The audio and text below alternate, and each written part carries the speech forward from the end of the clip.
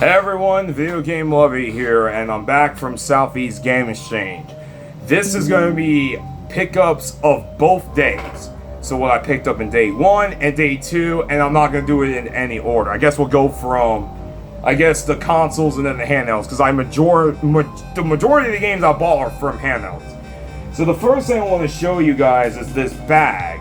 It's a Scott the Woz Southeast Game Exchange bag, because I got to meet Scott the Woz, which you'll see in the compilation video of Southeast Game Exchange, and I will show you a pic right now of me meeting them. So it was really cool that they gave me this for free, so really nice of them.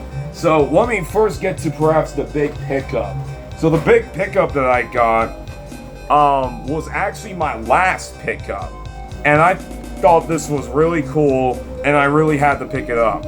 I've seen this before, but I got it in a really good deal. It says 100, but I got it for 87. And that is this collector's figure of Motaro from Mortal Kombat. It's in really good shape. There's the back. Really fucking cool. He is my favorite sub-boss of the franchise. From Goro, Kintaro, Motaro, Moloch, and all of them, he is my favorite one. I love Motaro, and I had to pick it up. So, really freaking cool. Really damn cool to have Motaro. So, I'll get to the console stuff. I guess we'll start with PS2. A lot of these games, some are good, but some are just, I don't know, so we'll see. So first we have Heat Seeker for the PS2.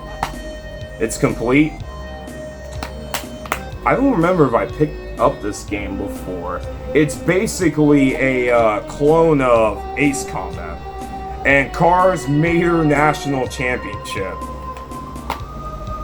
I don't think, because Cars just turned 20 years old.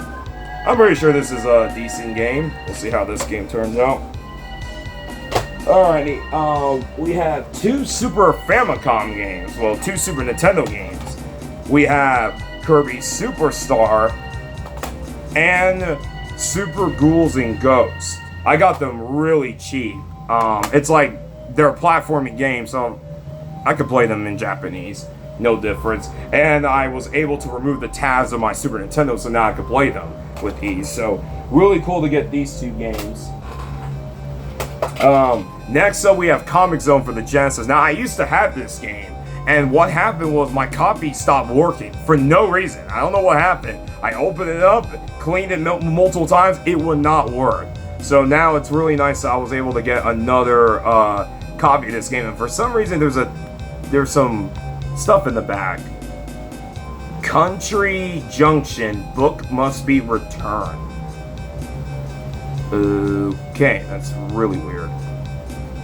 I don't know. 2 Nintendo 64 games. We have Star Wars Episode 1 Racer. Now, one thing that's really funny about this game is I actually just finished the sequel of this game, Star Wars Racer Revenge on PS2. A pretty decent racing game.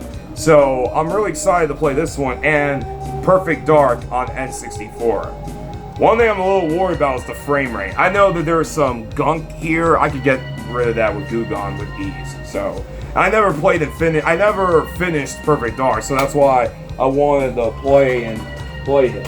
Alright, so now from here on out, these are handheld pickups. We have Loco Roco on PSP, complete. I'm pretty sure of it. I'm not sure. Really cool to have this game because I really enjoyed this game and I now have it physical. And Need for Speed Most Wanted, which I've heard a lot of good things about. So, pick those 2 up for the PSP. Of course, I had to pick up some Game Gear games. Can't forget about the Game Gear.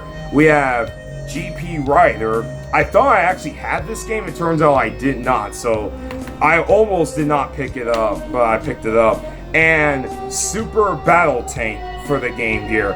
So, a fun fact about this game, this is the last Game Gear game to ever been released in the US, believe it or not. It came out in 2001. Why? I have no idea. It's not a rare game, but it's just an interesting fact. It's kind of like Frogger on the Genesis and Super Nintendo as being the last official game to ever been released on those systems. So, really nice to have them. I don't think Super Battle Tank ain't. I only got it just for that. And now lastly, we have 5 Game Boy games. 2 of them are Game Boy games, and 3 of them are color games. And I will say, man, I'm gonna regret this. I should have picked up Castlevania 2 Belmont's Revenge. It wasn't the best shape, but for $40, damn, I should have picked it up. It's gonna kill me. But it's a really hard game, so I don't know if I want to play it on the actual Game Boy. Kirby's Dream Land, the very first Kirby game, I finished this a long time ago. Double Dragon for the Game Boy, this is a really good version of it. We have Tomb Raider for the Game Boy Color. This is the one I've been really wanting to try out because I've heard a lot of good things about. I used to have the first one, but I've heard this one's a lot better. Mega Man Extreme 2. One thing I think is a little bit strange is the label. I think they it's a real cartridge, so don't worry, but I think the label might be printed or something.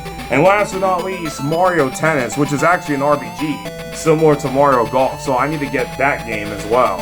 So I really been on a big Game Boy kick, and that's kind of why I ended up buying all these Game Boy and Game Boy Color games. So anyways, guys, that's all my pickups for this year's Southeast Game Exchange. I hope you guys enjoyed. Video Game Lord 58, sign out. Peace.